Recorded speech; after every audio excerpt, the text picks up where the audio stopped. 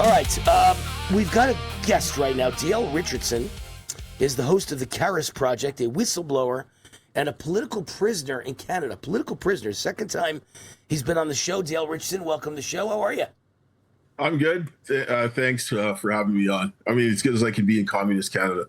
Yeah. Tell me what you mean by being a political prisoner. What does that mean exactly? Well, I mean, I ended up getting arrested when I went to Whistleblower in 2020, and I got put in a mental health facility and strapped to a bed and drugged against my will when I was trying to expose the HVAC infection control issues that came from the CDC. Unbelievable. I mean, that's how they treated people in Canada. They didn't go quite that extreme in the United States, but damn close. They wanted us all to carry around Nazi passports. Papers, please! Papers, please! To walk into a bar, a nightclub, a restaurant, or how about a gym or just a hair salon. To get your hair done, you have to show your papers that you've gotten your poisonous vaccine, that you're a sheeple that was willing to listen to the government and take a poison vaccine that could kill you. Unbelievable. But, and then they had tremendous censorship here. I mean, I'm one of the most censored men in America. It doesn't get much worse than the censorship that I have experienced, where they try and shut down everything I say on every social media, every website, every TV show, every radio show. They're trying their best, and luckily my career has exploded despite that fact. They can't stop me, but they sure have tried. So here's the reason you're on the show. You compiled a recent report about Dr. Fauci's dealings in Canada, which you believe contains explosive information. Tell us about the report and tell us what you think is actually groundbreaking and explosive about the report. Yes, it contains some issues that Fauci downplayed at the start of COVID, which related to Peter Daszak and the transfer in Winnipeg that sent the Bangladesh strain of the Nipah virus over to Wuhan to Dr. Shi Zhengli and dismissed it as conspiracy theory, except he was fairly well aware of the Nipah virus work that Peter Daszak was doing and actually had on his desk one of his papers that he was an editor on. And the reason why this is important is that the genomic profile that was put out by Dr. Shi Zhengli at COVID was contaminated with the Bangladesh strain of the Nipah virus with the same backbone as what was done in Winnipeg. So this is something that should be looked at. And the Chinese scientist, Dr.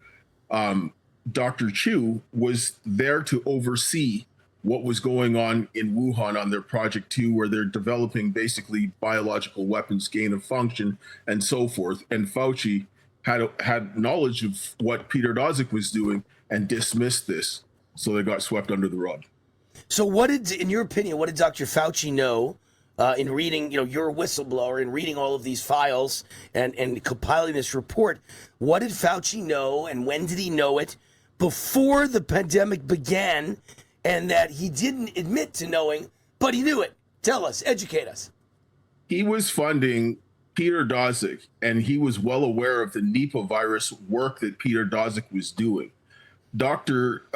Shi Zhengli was working with Peter Daszak. Then with the angle with Canada, Dr. Chu was sending the pathogens, the Nipah virus, over for them to create chimeric viruses, kind of like how they did with the spike protein, but they want to do this with Nipah virus. This was what Peter Daszak was working on. And then the Diffuse project, which was not, didn't go through, that Peter Daszak was doing, but Dr. Fauci continued to fund this. And this was to aerosolize the vaccines and its precursors to vaccinate, for example, Vaccinacave. And Fauci had a good idea of what was going on. Yeah, I'm a firm believer, by the way, Dale, that Fauci is guilty of mass murder and crimes against humanity. He knew everything. He knew, he was the guy that funded it. He knew it was coming. He knew it wasn't as bad as everyone said it was. He asked the country to be locked down for no reason. I'm talking about America now, not Canada. He demanded the country be locked down. He went to Trump and said, you got to lock it down. Millions will die. He was the one that funded it all, brought it here.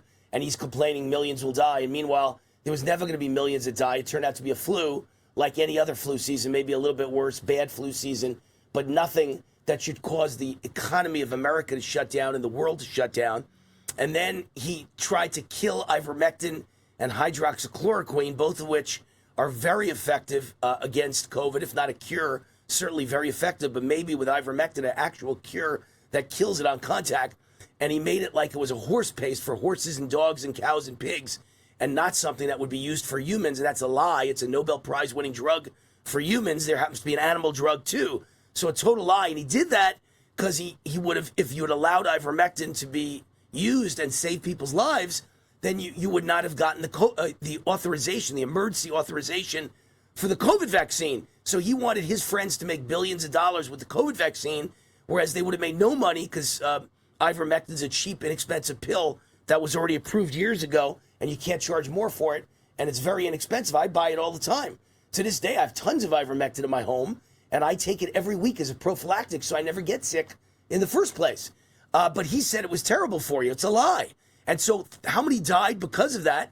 And then he made everyone take remdesivir in the hospital. He made that the gold standard for all hospitals to treat COVID. And remdesivir is far more deadly than COVID is. Reports show that nurses called it run, death is near. Remdesivir, run, death is near. They nicknamed it because it's that bad.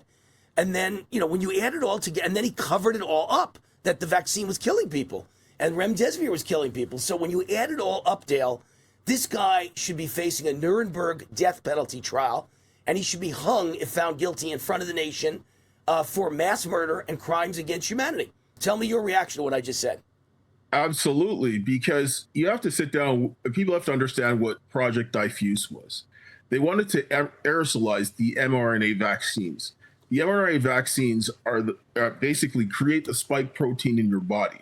So they wanted to sit down and see that if they could transmit this, and this is what I believe COVID was, because they were aerosolizing COVID so that they could test to see if they could aerosolize the vaccine, because that was the desired outcome of Project Diffuse. Because if you didn't want to take the shot, they could give it to you in the air and poison you.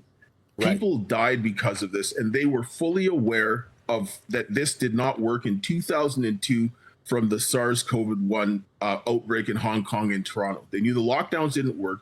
They knew that lab leaks were an issue. They knew that all of the different things that they were trying now were absolutely wrong, and they were actually calling for stronger engineering controls. And in fact, the CDC did the opposite, and they gave faulty information to a bunch of people who did not know what they were doing. And this is how you literally will kill people. And they continue to push all of this so that they could get to the shots to do a depopulation agenda. And Fauci needs maximum punishment for what he did. And can you believe that they made this to a political issue? In other words, any liberal in America, and I don't know what do you call left-wing people in Canada? They're not liberals. What, labor? No, they're liberals. It's UK's labor. Okay. All right. So they're liberals there too. So any liberal, far left, commie, whatever words you want to use, socialist, communist, Marxist, progressive, if they watched you and me right now, they'd be saying, we're cuckoo for Cocoa Pops. We're crazy. We're dangerous. We're hurting people by causing them to not want to take the COVID vaccine. We're hurting them by not wanting children to take the COVID vaccine. And Dr. Fauci's a hero and a wonderful guy. I don't know how you could come to that conclusion. To me, if you're a bad guy, you're a bad guy. And you have to admit it, whether you're a conservative, a liberal, a Democrat, a labor, or this or that. It doesn't matter what your politics are. This is about health. And this guy killed people and committed massive fraud and massive crimes and massive cover-up. How can you not see that because you're on the left? Well, people are blinding their eyes to the facts. Like, let's be real. Look at what Fauci did. With what he did and covered up, he covered up the fact that China was using Canada as a proxy, stealing Canadian secrets and using it to run their biological weapons program in Wuhan, at the Wuhan Institute of Virology. And there's evidence of this, and Fauci was downplaying this so that people could get killed. So when somebody does this, you cannot sit down, regardless of whether you're on the left or the right or no political affiliation, to sit down and say this man was innocent. He's responsible for death, and you don't get to sit down and say, I'm sorry, too bad. People just died. You need to get maximum punishment so that it doesn't happen again, because if you don't deal with these people, it will happen again, and he needs to get what is coming to him. They think we're making this stuff up. First of all, for decades now, like 5 decades, 50 years, the gold standard for whether a vaccine was working or a disaster was the VAERS list, right? The Vaccine Adverse Event Reporting System, VAERS. I don't know, do you have that in Canada, or it's a different name in Canada and the United States called VAERS? Yeah. Do you use that system, or you have a different one? We have a different system. We also use VAERS, but it's also worse than that. Like the American system is actually more reliable than the Canadian one. Well, here's my point that, I believe about 1 million Americans were killed by the COVID vaccine, not by COVID, by the COVID vaccine. And around the world, I've seen so many experts have been on my show that all quote the same number. About 17 million have died from a direct result of the COVID vaccine around the world.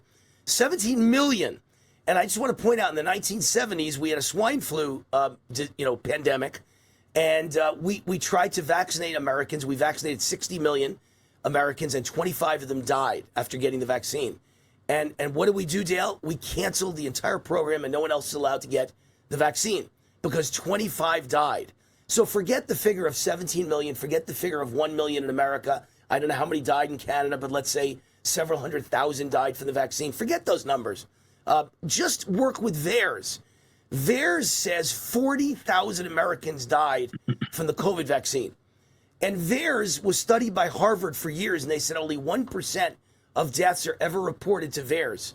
So that means 99% go unreported by doctors and nurses because they're just too busy. Their lives are 16 hours a day, and they're under stress, and it takes like 5 hours to fill out a VAERS report. No one wants to do it, especially because your own patient died. You don't want to talk about your dead patient. So only 1% are reported. So multiply 100 times 40,000, and you come up with 4 million dead in the United States. So forget even that. Just take the 40,000 figure. 25 died from the swine flu vaccine. We canceled the entire program.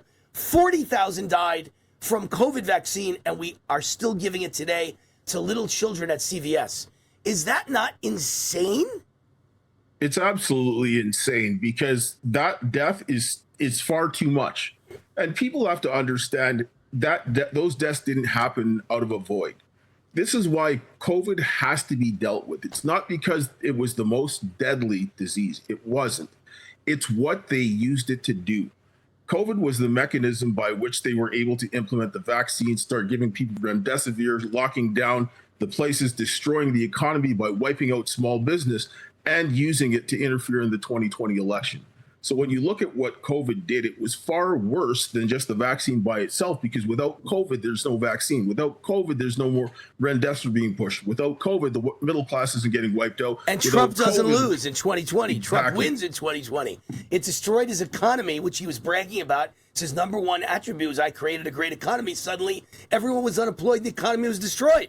Obviously, Daniel, we're going long here, so let me just keep talking. We're in the middle of an interview. We'll keep doing it. So what did you specifically back then, Dale, and we're talking to Dale Richardson, host of the Caris Project, a whistleblower and political prisoner in Canada. What did you blow the whistle on, and what was your discovery, and how did the Canadian government treat you? What exactly did they do to you back then? Okay, I exposed the engineering controls, and every weapon needs engineering to deliver it. Even if you're taking the shot, the engineers designed the syringes. So when it comes to an aerosolized pathogen, which all of the gain of functions pretty much are spread through aerosols, they used the engineering controls to ensure that it would spread because they gave a bunch of incompetent people information that they would not be able to use properly because it was missing information. And I had evidence that it was being used wrongly and that people could die. And so when I brought that forward and said, hey, this came from the United States, it's in every jurisdiction in Canada I've looked into in other states, we need to file criminal complaints. After I went to pretty much everyone and got the cold shoulder because I'm like, people can die. Well, their response was to arrest me when I was taking them to court for failing to deal with something that was in the public interest and strapped me to a bed, drugged me against my will, destroyed my family. My daughter was terribly sexually assaulted and everything, and nobody did anything about it, and they suppressed everything. I had no rights. She went to the States. She was treated terribly there. I did too. I was kept in Colorado where Tina Peters was getting, before she got sacked, they kicked me out and then she got arrested. Stop it. Hold on. So you were arrested in Canada. You're a Canadian citizen. The Canadian government is persecuting you.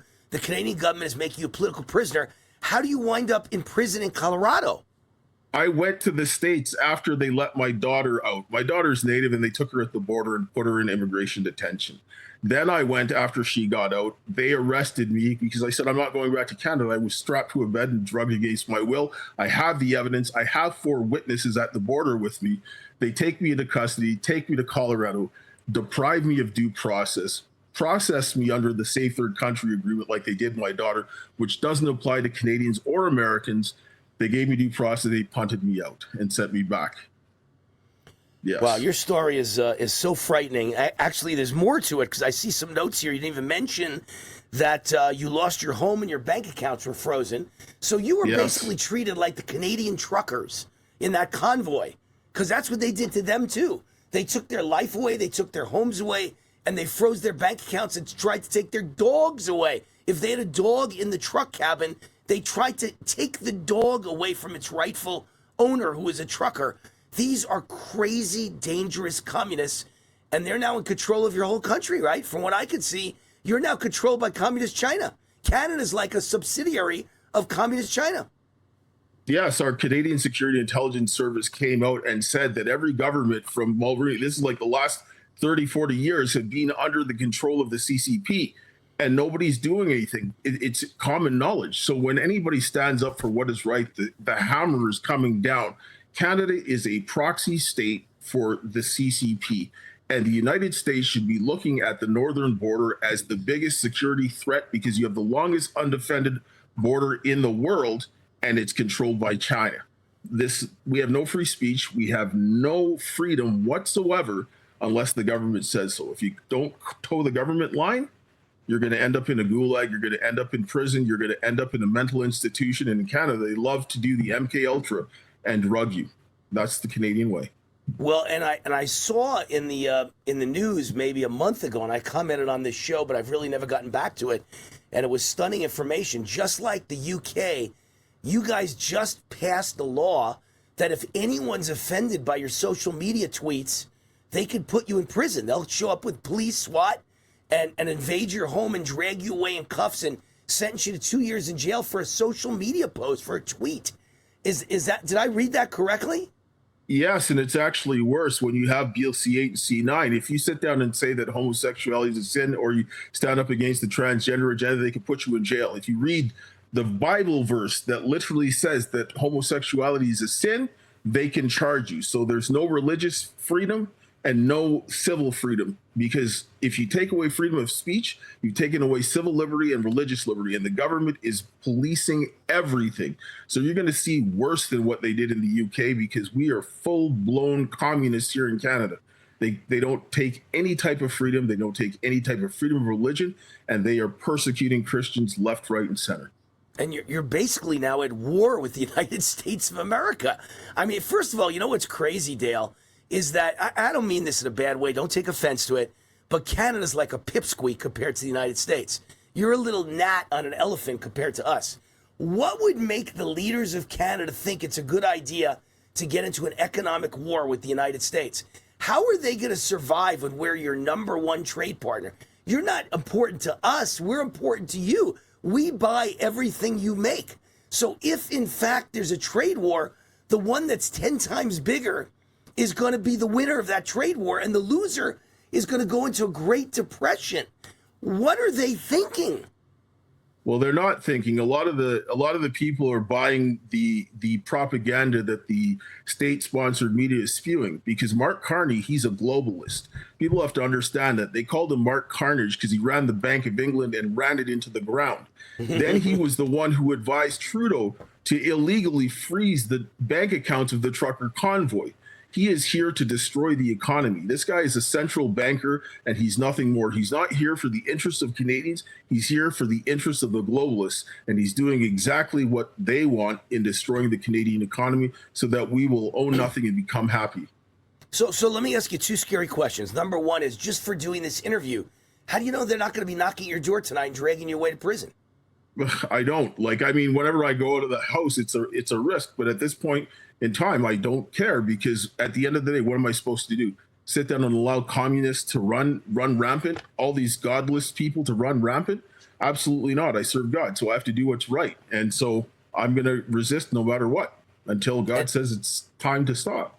You're a brave man. But number two question is, just for me doing this interview and me putting out social media posts all the time that Canada is about to be destroyed in the trade war, and that Canada's run by a bunch of communists, and that Canada's owned now lock, stock, and barrel by the Chinese Communist Party, and that Canada is a killing field that's killing everyone with vaccines and euthanasia.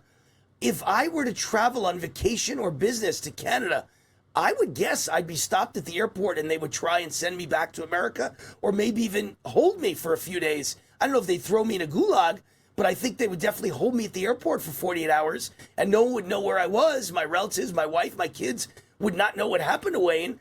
I'm not sure if I'd be safe traveling to Canada anymore.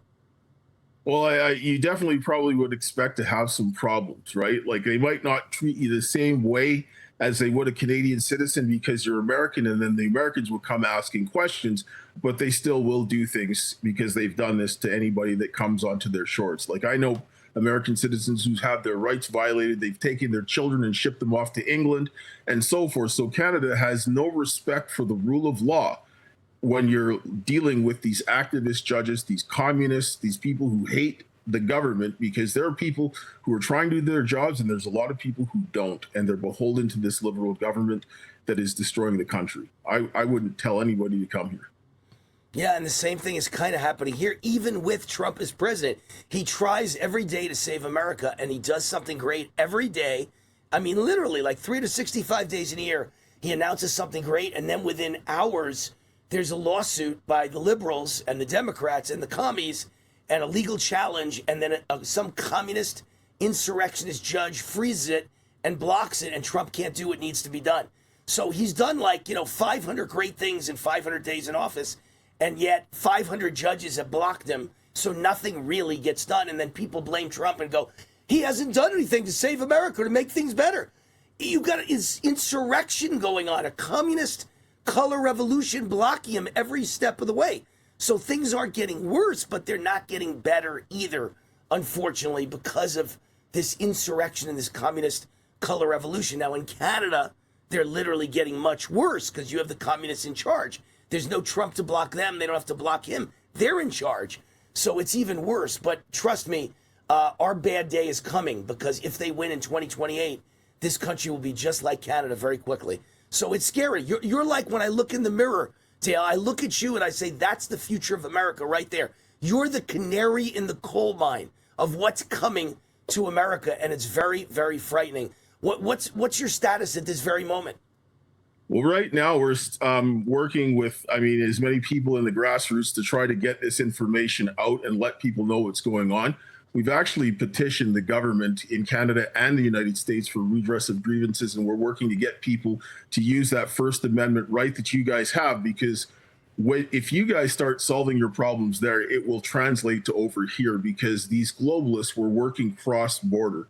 And in fact, Trump should be using the powers under Article 4, Section 4 to deal with the judicial branch that is broken, because that was the biggest thrust of that petition, demonstrating that we had over 30 people sign on to this, and every person was unrelated, and every person, no matter what branch of the judicial branch was, they were having the same pattern of corruption. And that tells you that you're having a big problem, and they need to put it down, and they need to go after the judges, and they have the power to do it, because if you have your judges that are corrupt, you no longer have a Republican form of government that's functioning.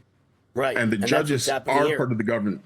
Can you believe, I don't even know if you know this, but if you do know it, can you believe that they just passed the Nick Shirley Act in California? I don't think they called it that by name, but it's basically the Nick Shirley Act. And it says you can't be an investigative journalist and find out that the Somalis or any other immigrant group, or anybody for that matter on the left, has done something wrong. If they've stolen millions of dollars, you're going to go to jail for reporting it. And this is communism at its finest. My God, if you don't believe we're under communist assault, look at the Nick Shirley Act in California. If you report corruption, you're going to go to jail. That's how scared the Democrat Party is that we're going to upset the apple cart. And we found what the foundation of their success is, that they steal the taxpayers' money. They commit massive fraud, and they're stealing all the money. And that's how they fund their campaigns. That's how they stay in power. So now they want to arrest you for pointing it out. Can you believe that? I absolutely can believe that. That's what happens when you're having totalitarianism coming in. You're not having any type of republicanism in the United States. You're not having any type of democracy here in Canada because we are getting ruled by oligarchs and people who believe they have the divine right to rule over us. And this is what the federal government of the United States is designed for, to put down the states that are violating the Constitution. Look at what happened during the civil rights movement when the states were going with the segregation. They sent to the National Guard and said, we don't think so. Now, if you go back and read the Insurrection Act, it talks about violating and setting aside and not upholding federal laws. Well, what do you think they're doing when they're not allowing people to investigate fraud? They're protecting criminal activity. And Dale, how about sanctuary cities? I mean, you're disobeying the laws of the United States. If you want to argue and say, I don't agree with the law, and you can't break it, but what you could do is you could try and change the law. So if liberals and communists want to change the law, let them fight to change the law. But the one thing you can't do is say the law says you're illegal, you must leave the country, we're going to deport you, we're going to arrest you, and you go, no, I won't allow it to happen. Shouldn't that politician be arrested and won't allow it to happen? That's insurrection. This is crazy. Of course it is. And this is what I have the issue with the immigration. When I came to the United States to bring something to help Americans, I was shut out and sent back. But they're going to bring criminals in and they're going to protect them. Right. And the thing is, I just want to circle back on something. And this is very important. When I filed the criminal complaints in Canada, it was a national security issue and it should have been kicked up to the National Division. And then it should have been forwarded to the United States for them to investigate, to the FBI, to the CDC, the Homeland Security, and so forth, for them to start dealing with this. And since there's no criminal negligence in the United States, it would have conspiracy to defraud the United States, like what Munster just got charged with. And then it's also deprivation of rights under color of law. And when people die, that becomes a capital offense. So this is something that should have been investigated in the summer of 2020. But this didn't happen. And the immigration stopped that to make sure that people died. So those people who were involved in that need to be held accountable. The people who are running those sanctuary cities and allowing criminals to come in and destroy the United States, they need to be held accountable, because what they're literally doing is treason. You're overthrowing the United States by infiltration. Sadly, I don't think it's ever going to happen. How about that? As much as I call for it, as much as I scream for it, I doubt it's ever going to happen. Because even if Trump and the Trump DOJ go after these people, even if they do, and so far they really have not, but if they do, Dale, you're going to have an army of liberal lawyers and ACLU and civil rights experts and the media and the entire world come down to the Trump administration. It's an insurrection. They will defend these people and they will throw them out. The charges will be thrown out. Or get this one, the jury will nullify any attempt to find them guilty. We just found out today in Washington, D.C., Judge Jeanine, who's a great prosecutor. I grew up with Judge Jeanine in Westchester County, New York, and she was the Westchester County District Attorney when I was a kid. And she's a great prosecutor. She's the D.C. prosecutor, and she prosecuted a MS-13 gangbanger who's ordered many murders. He's a mass murdering gangbanger, and 2 straight trials, the juries, which even the defense attorneys in D.C. said, he's stone cold guilty. And 2 juries said, nope, we're letting him go. We can't get 12 people to agree that he's guilty. And they let this mass murdering, let's say allegedly mass murdering MS-13 gangbanger, one of the big leaders of the drug cartels, go twice now. And the whole DC is shocked. The entire legal system is shocked. And they say it's the Trump effect. The jurors hate Trump so much in liberal, all-Democrat D.C. that they won't let Trump's prosecutor find anyone guilty. So you're just dealing with a country that's out of control, and there's an insurrection going on. Scary stuff. Listen, my producers tell me we got to go. We took you all the way to the end of the show, as far as it'll go. Dale Richardson, host of the Karis Project, whistleblower, political prisoner in Canada. Where could people go to see more about your stuff or to help you, Dale? Yes, you can go to thecarisproject.com, or you can go to all my links, The Karis Project. You'll find all the links in the description. We're on Rumble. We're on YouTube, Facebook, X. You can follow me at DJS Richardson on X or Getter or True Social.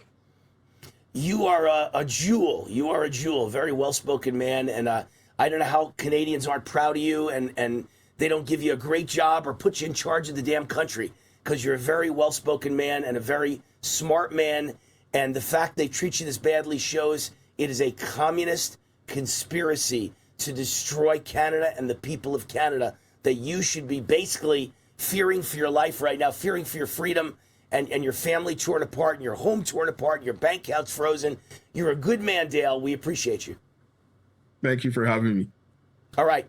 Normally, this is where the show ends. We went all the way to the end of the show. This interview is, what, about 30 minutes? But we'll take a quick break. We'll come back, and I'll finish up with like an extra 10-minute segment. As Bill Maher would say, we'll call it overtime. Overtime with Wayne Root. We'll be right back.